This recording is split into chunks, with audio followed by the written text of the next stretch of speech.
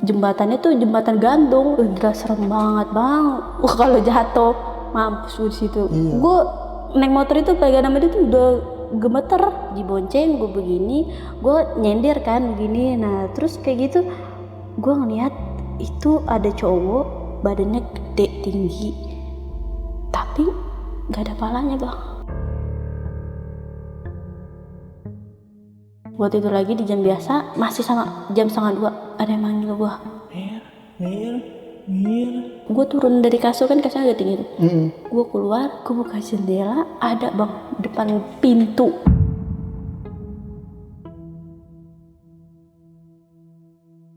Assalamualaikum warahmatullahi wabarakatuh. Balik lagi sama gua Aldi, asisten hostnya Bang Badu. Kali ini gua bakal gantiin Bang Badu lagi karena Bang Badu lagi ada berita duka ya. Tadi kan narasumber udah datang ya karena udah jauh-jauh. Terus ada berita duka katanya encingnya meninggal. Akhirnya saya yang gantiin lagi nih. Nah kali ini kita kedatangan narasumber dari Brebes dan sekarang tinggal di Jakarta Timur. Langsung aja kita kenalan dengan narasumber yang satu ini. Halo Mbak. Siapa namanya Mbak? Mira. Mbak Mira. Mbak Mira dari mana Mbak? Dari Jakarta Timur. Jakarta Timurnya di mana tuh Mbak? Di Haji Ten Pulau Gadung. Pulau Gadung. Saya berapa menit Mbak kemarin Mbak? Bukan berapa menit bang? Berapa? 1 jam lebih. Touring ya? Macet. Iya. Aduh. Maaf. Terima kasih nih Mbak ya. Terima kasih udah jauh-jauh macet-macetan datang sini. Oke, tahan dulu Mbak ya. Langsung aja kita ke Gibah Misteri.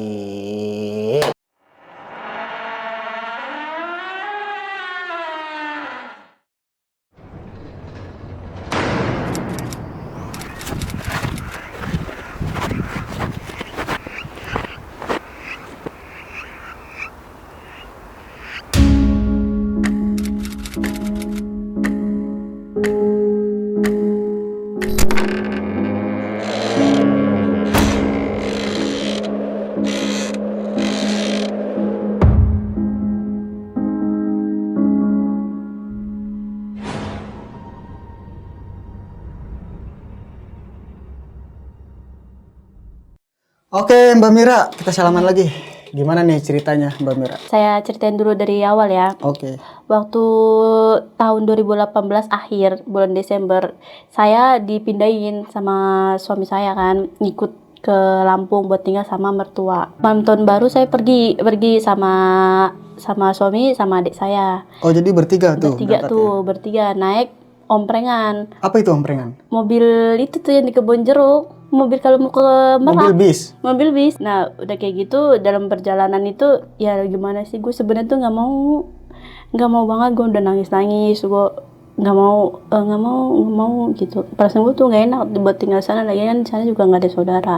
Pas berangkat naik dari Kebon Jeruk adalah sampai tuh di pelabuhan Merak Banten.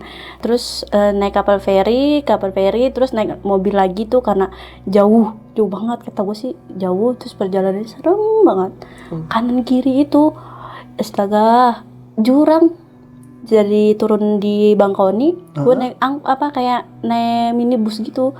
Cuman penuh banget bang, diempet-empetan gitu, kayak satu jok tuh yang seharusnya buat 1 orang atau 2 orang, ini bisa 5-6. Melebihi kapasitas gitu melebihi kapasitas banyak banget bang. Udah lah masuk terprosok, dan banyak segitu. Gue paling terakhir, paling jauh rumahnya itu karena terpelosok banget. Gue nggak mau nyebutin nama daerahnya ya, tapi yang taunya Lampung lah. Nah kayak gitu nyampenya malam.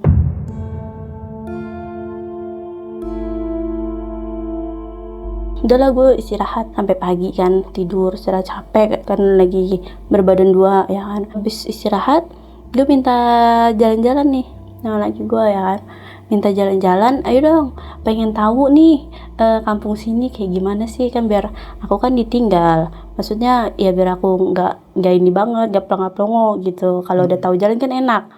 Ya gue jalan, posisi itu gue diceritain dulu ya. Depan rumah mertua gue itu, depannya itu bedengan. Tahu nggak bedengan? Tempat pembikinan genteng. Ya, yang pakai tanah liat. Ya, sekitar 50 meter lah dari rumah. Terus kesinian dikit jalan kan. Terus depan jalan tuh ada pohon mangga. Samping pohon mangga itu empang keluarga, empang bapak mertua, terus baru rumah, terus sebelah sini tempat pembakaran batu bata, karena mayoritas di sana tuh bikin batu bata. Terus sebelah sana lagi pembikinan batu bata juga ada, pembakaran juga, belakangnya lagi juga ada, samping sininya juga ada. Jadi rumah mertua tuh kayak dikepung gitu. Oh, dikelilingi sama pembuatan bata buatan itu. Terus rumahnya juga hanya 4 rumah. Yang agak sini tuh agak ya lumayan lah. Itu juga bang jauh, ada buat jalanan 1 mobil. Rumahnya agak jauh. Terus sama satu lagi tuh jauh juga, depan-depanan. Terus dalam hati tuh serem banget ya. Ya udah deh, nggak apa-apa daripada berantem kan. Nah udah gue turutin aja kan. Akhirnya gue minta minta jalan-jalan. Gue lihat-lihat kan, lihat seisi kampung. Itu sore karena baru bangun tidur kan, capek perjalanannya kan. Abis kayak gitu jalan, saya tuh bilang gini, ini ya lewat sini ya, pegangan gini. Emang kenapa? Kali terus jembatannya tuh jembatan gantung, tau kan jembatan gantung? Iya, jembatan gantung. Udah kayak gitu udah bolong. Itu masih kayu jembatan gantung. Kayu. Udah serem banget bang. Kalau jatuh mampus gue di situ. Iya. Gue naik motor itu pegangan sama dia tuh udah gemeter. Dibonceng gue begini, gue nyender kan begini. Nah terus kayak gitu gue ngeliat itu ada cowok badannya gede tinggi tapi gak ada palanya bang.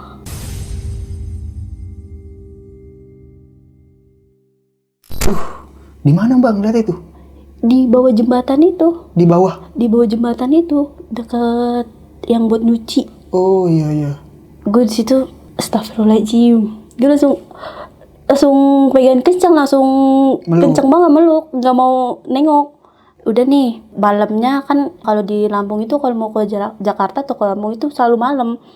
Nah udah kayak gitu lagi gue berangkat lah ke Jakarta sama adik gue. Pulang lagi dia ke Jakarta. Gue tidur tuh pertama tuh sendiri bang. Ada mertua gue, cuman mertua gue juga tidurnya masing-masing. Kan kamar ada 3. Iya. Gue tidur paling depan, kamar utama. Bapak mertua gue kamar kedua. Ibu mertua gue kamar satu lagi. Nah kalau ada ipar gue itu suka nginep di rumah temennya, atau ada tidur depan TV, atau tidur di kamar bapak mertua gue. Gue tidur tuh sendiri. Ya gimana sih bang, seremnya gue agak takut, cuma gue gengsi. Akhirnya gue beraniin gue tidur sendiri. Awal-awal tuh gini, kamar nih, kamar kasur, terus ada jendela kecil zaman dulu, tahu gak? Iya. Nah kayaknya cuman ditutupin hordeng, tempelin, cuman hordengnya nggak bisa diginiin, nggak bisa dirapetin. Ya kelihatan dikit lah hordeng bikinan. Nah setiap malam tuh ada yang kayak tok kayak 1 jari. Ada yang ngetok? Ada yang ngetok 1 jari bang. Kalau orang mah gini kan, ini mah 1 jari. Tok. Gue diemin aja tuh. Ini gue ya udah lah gitu. Terus kayak gitu lagi. Itu tuh rutin bang. Itu jam berapa mbak? Itu tuh kan ya kalau gue suka mendusin kan, suka mendusin tuh. Itu sekitar jam 12 ke atas. Terus bang, kamar mandi mertua gue tuh di luar. Jadi rumahnya tuh 2 gitu loh, yang satu dapur, terus kamar mandi luar, yang sini ya buat kita tidur. Oh iya. Gitu. Jadi setiap gue buang air kecil, gue selalu bangunin ibu mertua, karena ya gue takut juga lah. Iya, bener. Yang namanya hutan-hutan kayak gitu sepi banget bang. Jangankan malam, siang aja sepi banget, nggak ada aktivitas. Cuman kalau pagi, kalau sore paling ada yang kayak mansom itu atau bapak mertua tuh bikin batu bata. Nah kayak gitu. Terus selebihnya tuh udah aktivitasnya tuh sepi, emang bener-bener sepi.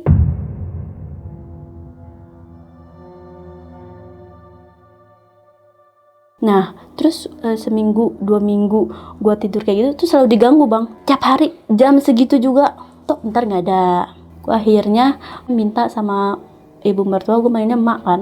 Emak tidur di kamar Mira yuk. Emang kenapa?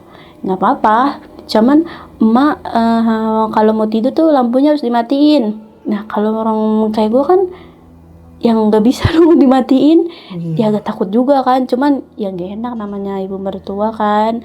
Udah kayak gitu ya udahlah gue ngalah gitu, akhirnya dimatiin setiap tidur tuh. Terus gue kan pakai kelambu. Nah terus gue pakai itu nggak ada nyamuk kan. Terus udah kayak gitu nggak ada. Sama gue tidur situ nggak ada yang kayak ketok-ketok. Bener, terus gue tuh selalu bangun bang, kayak kencing atau mama Mana mau kencing. Oh yaudah ya, kadang lewat belakang dapur, kadang lewat depan. Kalau gue lewat depan tuh kayak gue tuh kayak dilatih bang, kayak diperhatiin. Gue tuh ngerasa kayak diperhatiin banyak kayak gitu, makhluk gitu. Udahlah kayak gitu kan. Nah, terus suatu ketika gue tidur sama mama mertua gue. Gue tidur itu selalu jam 9 malam. Pakai kelambu, gue pakai kelambu. Ayo mah tidur pakai kelambu, lampunya mati. Sekitar jam 1 malam ada yang giniin rambut gue bang. Kayak diusap gitu? Bukan diusap, tahu nggak? Kayak orang pusing tuh dijambak kayak begini. Gue sampai pertama tuh gue diem. Nah terus akhirnya gue kesel dong. Aduh sakit mak. Pas gue nengok, Kunti bang. Lagi bersila, rambutnya begini di tengah-tengah. Gue kenapa bisa tuh, karena gue teriak aduh sakit mah. Gue ngeliat dulu sebentar, terus gue madep lagi ke tembok, takut gitu loh, takut ngapa-ngapa ya kan. Pas gue nengok lagi nggak ada, hilang. Tuh nggak lama, cuman gue nengok lagi tuh sebentar hilang. Gue tuh inget banget sosoknya itu sampai sekarang. Rambutnya kayak gini terus bersila. Udah kayak gitu, udah tuh. Terus gue gak mau pakai kelambu lagi. Ya gue pakai obat nyamuk aja deh. Gue pakai obat nyamuk biar ini kan. Terus gue bilang, mak bisa nggak kalau tidur lampunya terang? Kata mama, kalau orang lagi hamil jangan tidur lampunya gelap dimatiin. Pasti ada yang ganggu. Kata mama gitu. Terus ya, mak nggak bisa. Oh ya udah deh gitu. Nah suatu ketika tidur nih, sama gitu 3 hari. Selesai gue ketemu Kunti itu, gue bangun kan. Gue bangun tuh selalu jam 5:30. Gue bangun, gue berarti ya gue bangun kan samping, biasanya kalau Kunti samping kan. Sampai gue bangun kan, kaki gue balik, terus gue bangun kayak, apaan tuh? Mukanya hancur, terus ada iketan sini. Buset, gue sampai jatuh. Gue mikir apa tuh? Masa iya? Dalam pikiran gue tuh, gue poci bang.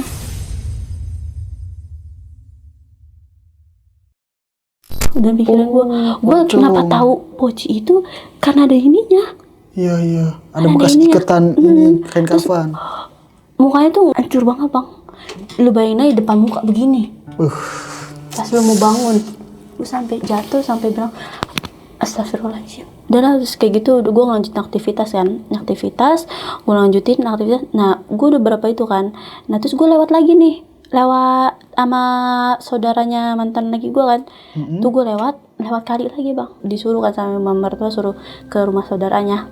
Nah gue naik motor juga sama kakaknya mantan suami gue kan, cewek, kakak sepupu. Gue pegangan ya, dia gendut, gue ngeri jatuh karena dia gendut. Dia gendut, gue gendut.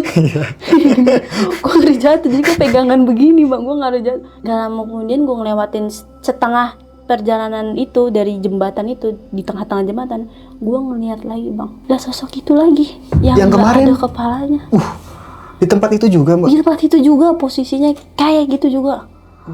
Gue langsung astagfirullahaladzim. Gue sampai ayo mbak. Sore juga itu kejadiannya. Udah kayak gitu, gue tidur lagi nih jam 9 malam. Jadi sama mama gue juga. Nah kamar gue kan bukan pintu nih. Iya. Bukan pintu. Hordeng. Dia hordeng. Iya. Hordeng itu sampai ke bawah.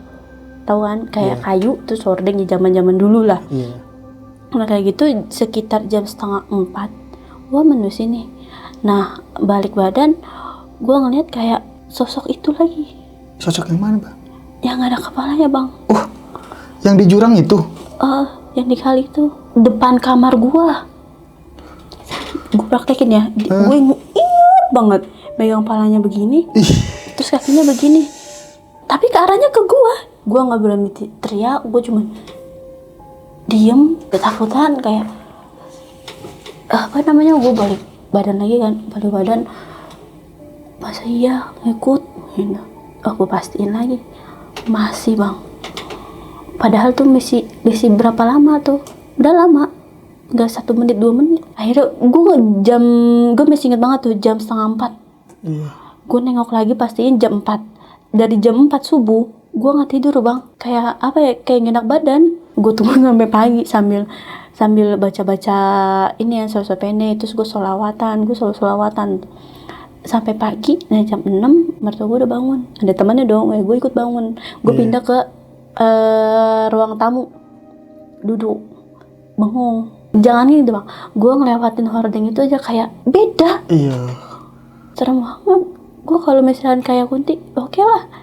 Ini nggak ada kepalanya bang. Di situ gue nelpon mama gue yang di Jakarta, mah gue ceritain kayak gini.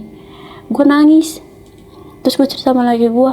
Terus kata dia cuma bilang, ya udah dimin aja. Oh ya udah. Terus gue cerita sama mama gue. Terus coba aja cari orang bisa gitu, orang pintar gitu. Terus bilang sama mama mertua sama bapak mertua, kalau kayak gitu nanti kamu kenapa-kenapa. Gue sambil nangis bang, gue takut banget. Terus kayak gitu akhirnya gue cerita di jam 6. Gue cerita abis telepon mama gue langsung ke dapur ke belakang, itu lagi pada sarapan kan. Pada sarapan. Nah itu gue cerita, mak ada nggak orang pintar, orang bisa kata gitu yang buat ngusir-ngusir. Kenapa emang? Gue ceritain kayak gini. Masa iya? Mak, Mila udah sering, makanya Mila minta tidur ditemenin mak. Terus kata bapak mertua, ya udah bilang di apa sama Kang Heri, dia juga bikin bedengan di belakang, bukan bedengan, batu bata di belakang. Nggak jauh lah, cuma satu rumah. Terus akhirnya gue ke pagi-pagi ke Kang Heri sama mama mertua gue, dia lagi duduk sambil ngerokok. Kenapa Mir? Mau ini, yaudah dalam. Gue belum cerita, dia bilang udah masuk dalam. Kayak gitu kan. Udah kayak gitu gue cerita. Terus dia bilang ini, kamu kuat loh. Kuat kenapa pak? Ya kamu kuat walaupun banyak yang godain, tapi kamu kuat gitu. Ya hati gue, kuat apa sih? Terus kayak gitu, ya udah nanti aku kesana pulang aja mandi gitu. Udah beberapa menit gue pulang sama mertua gue. Gak lama kemudian habis mandi bersih dia ke rumah. Mir, ya gimana? Di situ kamar di hordeng. Oh yaudah tunggu sini. Gue masuk tuh akhirnya. Masuk berapa menit, udah keluar lagi. Udah nggak apa-apa. Tuh masih depan lemari. Apanya depan lemari? Sosoknya masih depan lemari bang. Itu jam berapa pak? Itu jam 9. 9 pagi? Gue takut masuk kamar. Gue takut masa sih. Iya udah. Biar ini di iniin kita kakek kan. Udah kayak gitu, udah nggak apa-apa. Ini udah berlalu lah. Tidur malam lagi.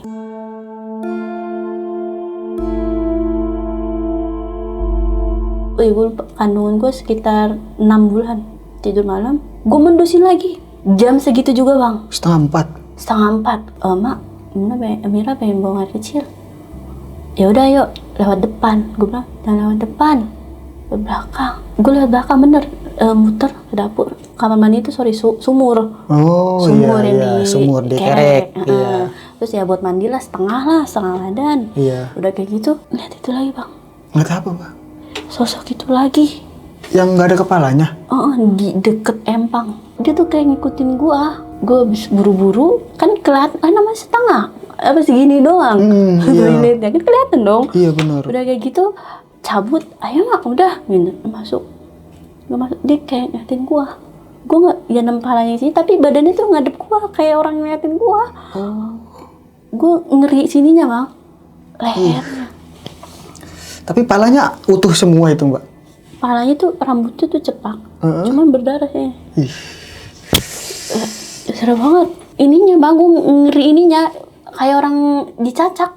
Pas itu kan jam 3:30. Nah jam 4 itu gue udah mau tidur lagi nih. Kayak gangguin, serak bunyi. Apanya yang bunyi mbak? Di luar kamar gue.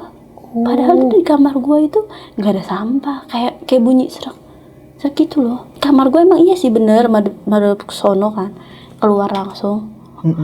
Terus kayak gitu, gue iseng kan, gue mau lah jendela gue giniin, dia lagi bang. Yang nggak ada kepalanya itu. Gue salah apa sih? Akhirnya gue tidur lagi, gue ngechat. Udah kata teman lagi gue, udah biarin aja. Dia selalu bilang kayak gitu bang. Itu yang buat gue nangis, selalu nangis. Udah kayak gitu, gue tidur lagi kayak biasa, aktivitas biasa. Nah ini beda jam, ini jam 1:30 malam. Gue nggak pengen ke toilet nggak. Gue tidur pulas kan.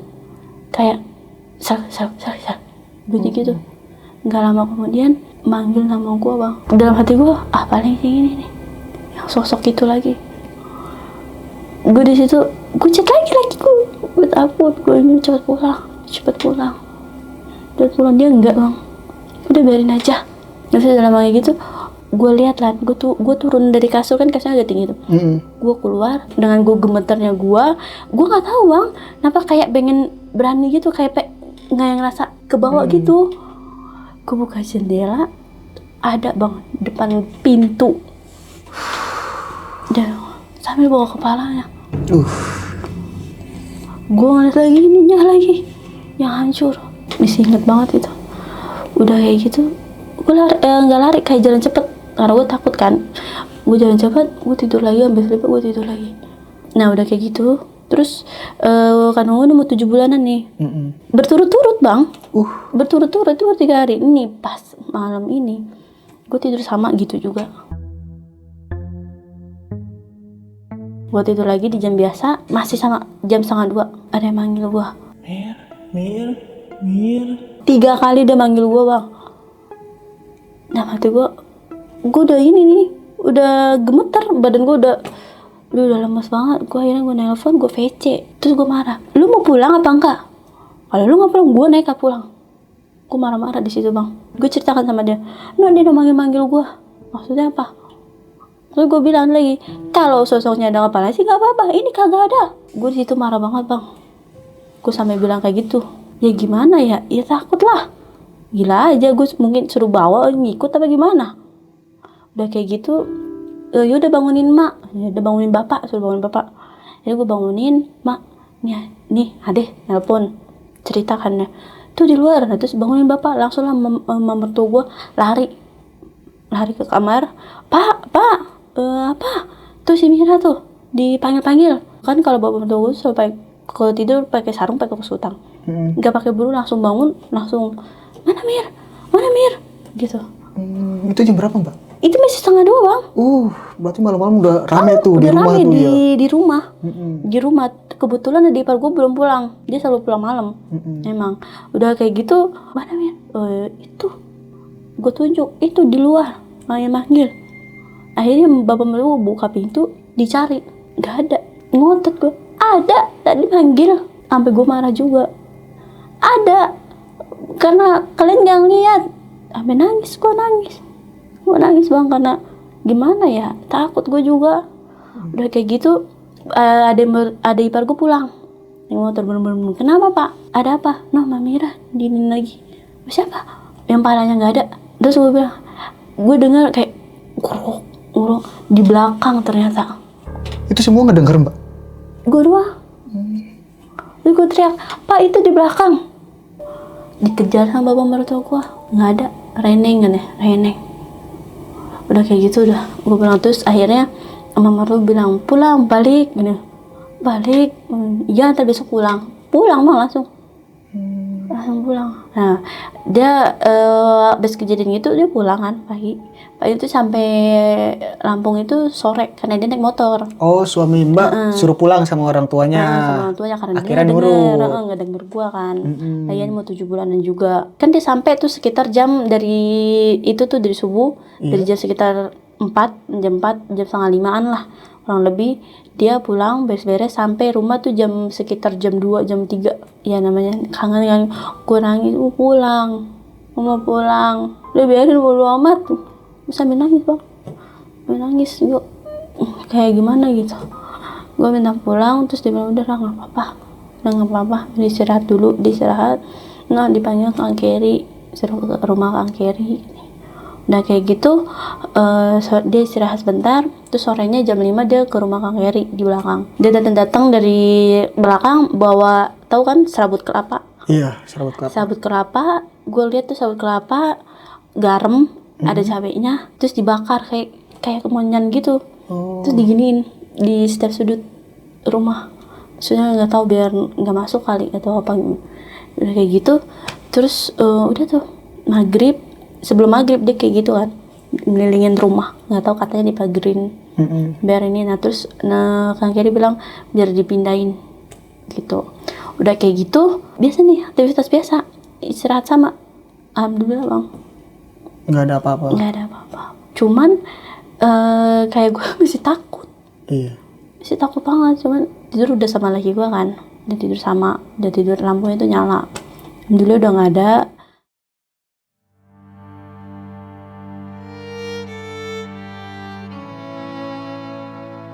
Nah satu ketika malam udah kejadian kayak gitu, kumpul nih cerita kayak gitu. Ngopo lo wingi katanya, kenapa kemarin gitu, ada apa, cerita kayak gini. Gue ngeliat sosok begini gini bang. Di mana mbak? Di pohon mangga. Pas lagi kumpul? Gue duduk kayak gini sama, gue ngeliatin depan. Gue tuh apa putih-putih begini goyang. Gue diem dalam hati doang. Yang lain pada ngobrol, gue diem. Dalam hati tuh apa itu goyang. Gue tegesin, ternyata poci yang di kamar itu bang. Beberapa menit kemudian Kang Kiri datang, nepok. Udah nggak apa-apa, nggak iseng, cuma kenalan. Dia bisa tahu bang. Padahal gue nggak cerita, gue lagi fokus ngeliatin dia dari belakang. Udah nggak apa-apa gitu. Nah terus udah kayak gini cerita lah. Serame-rame. Nah terus Kang Kiri bilang, tuh mbak lu bisa lihat poci no di pohon mangga. Ada ipar gue digituin. Oh poci yang ini bukan yang di belakang. Iya, gak tahu siapa yang mindahin. Itu baru bang matinya. Matinya baru. Kenapa tuh mbak? Gak tahu gue. Sebelum gue ke situ, tadinya ada di pos ronda di belakang sana, di belakang dari rumah Kang Kiri. Tapi nggak tahu siapa mindahin di pohon mangga. Pantesan dia langsung giniin gue. Di situ loh gue baru. Pas lagi pada kumpul, tiba-tiba gelap gulita, mati lampu bang. Udah di jalanan nggak ada lampu penerang. Di rumah cuma di rumah-rumah aja. Ini mati lampu. Jam berapa itu mbak? Itu sekitar jam 10 malam. Nah, gue masih duduk di posisi yang sama. Nah, yang lain udah mati lampu, pada nyalin HP. Nah, gue nyalin HP. Gue giniin. Kan? Gue ngeliat rumah di sebelah sana. Ada sosok segini, Bang. Apa tuh? Hancur mukanya. Itu laki. Gue kenapa bisa tahu laki? Dia pakai celana lepis, Bang. Celana lepis biru luntur. Sini sobek. Gue bisa hafal banget. Karena gue tahu kakinya ngeliat sini coba. Udah bang. Hancurnya setengah doang itu? Setengah doang sih. Cuma yang sini nggak kelihatan. Cuman gue ngeliat darah-darah. Itu kelihatan mbak? Kelihatan. Gue gini nggak sengaja gue giniin. Gue giniin. Astagfirullahaladzim. Jatuh HP gue. Udah kayak gitu gue mau ambil HP. Kan itu bedengan tuh. Iya. Iya kan tuh bedengan. Terus gue ngambil HP begini. Gue ngeliat di bedengan tuh gaun. Kakinya melayang tinggi banget bang. Gila, gue habis teror kayak gitu, gak lama kayak gitu bisa lihat semuanya. Sosok apa itu mbak? Kayak kunti kali ya. Soalnya kakinya tuh, gue inget banget kakinya tuh gak bang. Gaunnya tuh panjang tuh sampai tinggi buat rambutnya tuh nutupin gaunnya dia. Sosok putih bang. Gak lama kemudian nyala lampunya. Terus gue buru-buru masuk lah. Iyalah, lagian gue juga sih salah ya. Jam 10 malam masih depan rumah masih pada kumpul-kumpul. Gue juga sih salah. Soalnya udah tidur biasanya kan. Ini gue enggak. Gue ke kamar tidur kayak gitu-gitu aja sampai gue balik, sampai gue lahiran.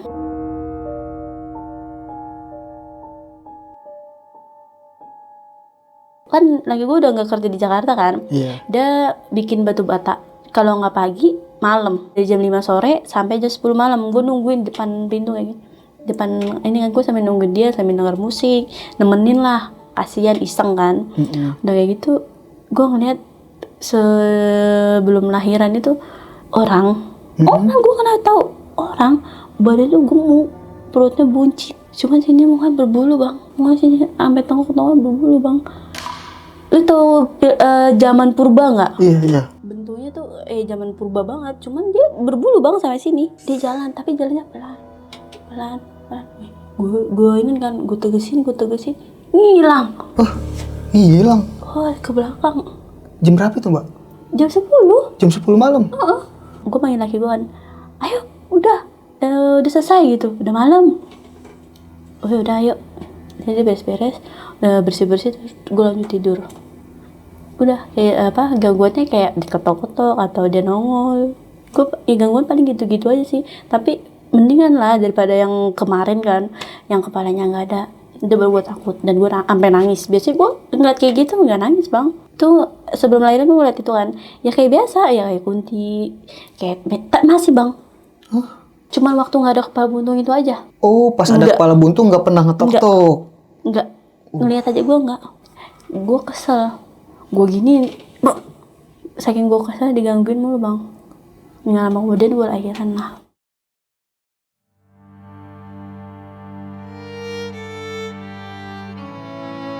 Udah selesai lahiran tuh sekitar seminggu gue lahiran.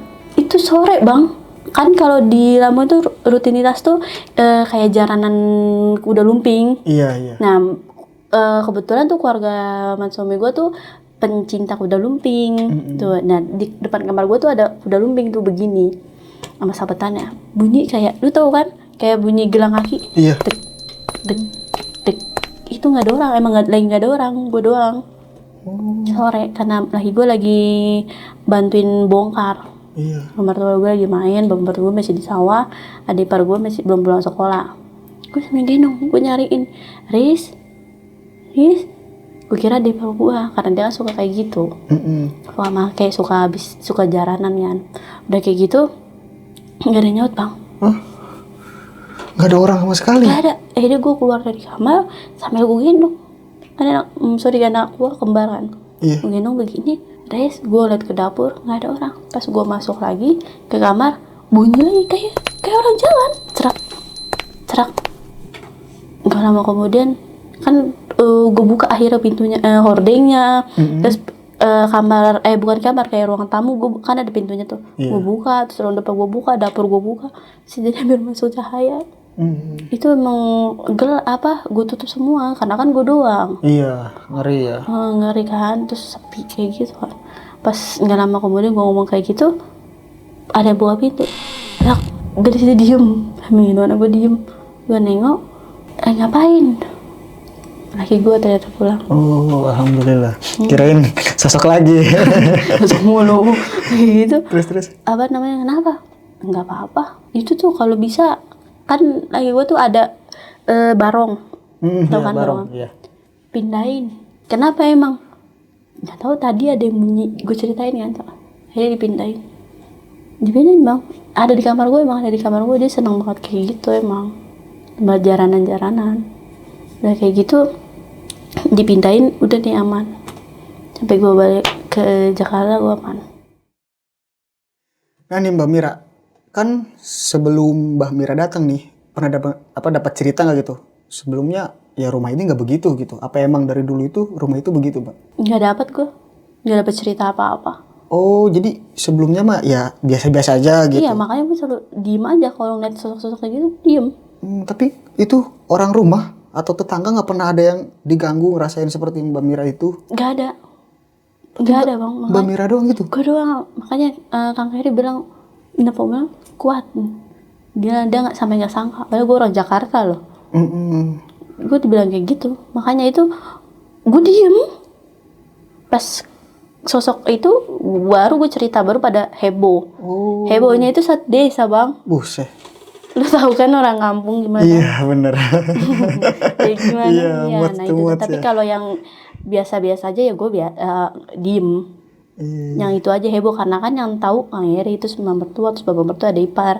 Jadi dari mulut ke mulut cerita kayak gini. Terus rame juga kan.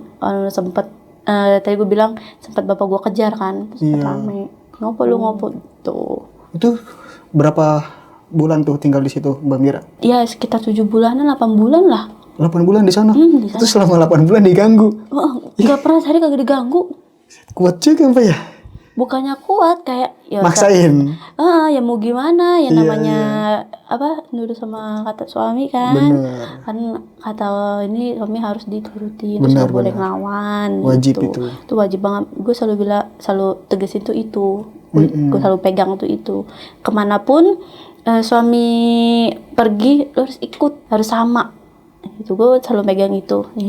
Akhirnya kayak gitu. Nah, suatu ketika ya gue nggak kuat, akhirnya gue balik ke Jakarta, ke rumah mama gue yang di Jakarta.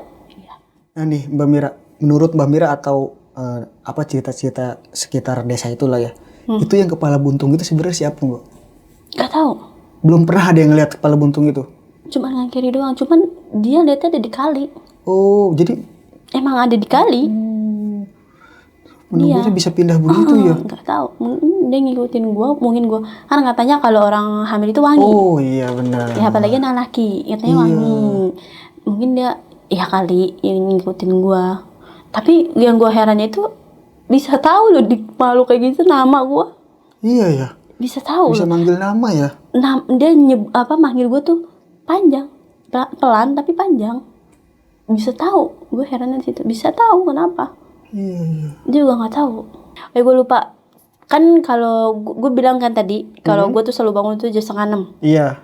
Nah, mertua gue tuh selalu nyuruh kalau orang hamil tuh jalan pagi. Iya. Jalan pagi. Gue bukannya karena gue udah ngeliat kayak gitu, terus kejadian kayak gitu, gue bukannya nggak mau atau ngebantah atau apa. Gue ngeri kalau yang kayak biasa itu sih oke nggak apa. Gue takut ketemu dia lagi gitu loh. Karena kan dia adanya di kali katanya. Nah, suatu ketika udah lahiran. Nah, gue kondangan nih ke rumah saudara dari gue, naik motoran gue kondangan. Gue lewat belakang, nggak lewat kali tapi lewat satunya lagi, gang satunya lagi. Kan di situ ada rumah kosong. Rumah kosong itu gede banget halamannya, gede terus tapi rimbun, banyak rumput-rumput lalang. Iya. Lalang terus kayak gitu. Nah, itu gue pulang padahal jam 4 loh bang, jam 4 sore. Gue pulang kondangan karena gak enak kan sama tuh yang jagain. Terus kondangan kayak gitu, gue lewat situ. Nah, gue pegangan kan dia namanya isi kan, gue pegangan naik motor. Nah, gue kayak gitu lagi, tapi nggak lewat kali, lewat rumah kosong itu. Terus gue lihat lagi, lah, itu apa? Sosok yang nggak ada kepalanya itu. Pindah ke situ? Oh, dia pindah-pindah mulu ya? Udah kayak gitu tuh, gue tanya kan, udah kayak gitu, lah, tapi madepnya ke sana bang, madep belakangin gue. Oh iya, nggak ngadepin Mbak Mira. Dia madepnya ke belakangin gue, tapi gue nggak ngeliat mukanya yang dipegang ke kepalanya tuh gue nggak ngeliat. Udah kayak gitu, udah diem kan. Terus besoknya kebetulan nggak ngeri lewat besoknya kan. Terus gue tanya, Kang, oi, Mbak mau tanya, yang kejadian kemarin itu dipindahin kemana? Terus udah apa ada dia? Ada lah. Yang penting udah nggak ganggu. Di itu kan, di rumah kosong itu kan. Kok tahu? Iya gue lihat, tapi gak apa-apa, udah nggak ganggu kok, udah dikunci. Takutnya ngikut lagi gitu ya? Iya, tapi untungnya itu dia madepnya sana bang. Kalau waktu gue pertama kali lihat dia kan, ini diliatin. Gue tuh inget, sampai sekarang tuh inget banget struktur badannya, inget banget. Sampai sekarang gue kalau kesini aja gue mau cerita itu badan gue udah nggak enak bang. Nah nih Mbak Mira, tadi kan yang kata Mbak Mira pas lagi tidur kaget kan ya, pas mau turun ke ini ada pocong berhadapan gitu kan. Kan Mbak Mira sempet jatuh tuh ya. Itu lagi hamil Mbak ya? Itu kandungan nggak kenapa-napa kan Mbak? Kan tidur miringan, terus gue balik jatuhnya tuh gini, dia gini jadinya ketekan ini gimana sih paha. Iya. Namanya kita tidur miring kan, ya kaget lah. Wah begini, ingat banget mukanya. Tapi itu nggak lama Mbak? Enggak, nomor ini serem. Barbar ya. Gila. Parah. 8 bulan digangguin. Mantap. Aduh. Gila, nggak apa, kalau nggak kuat gue gila kali. Iya benar, malah lagi hamil lagi ya. Hamil. Tapi untung kandungan nggak kenapa-napa ya. Alhamdulillah nggak kenapa-napa. Alhamdulillahnya anaknya kembar lagi ya. Kembar, sehat.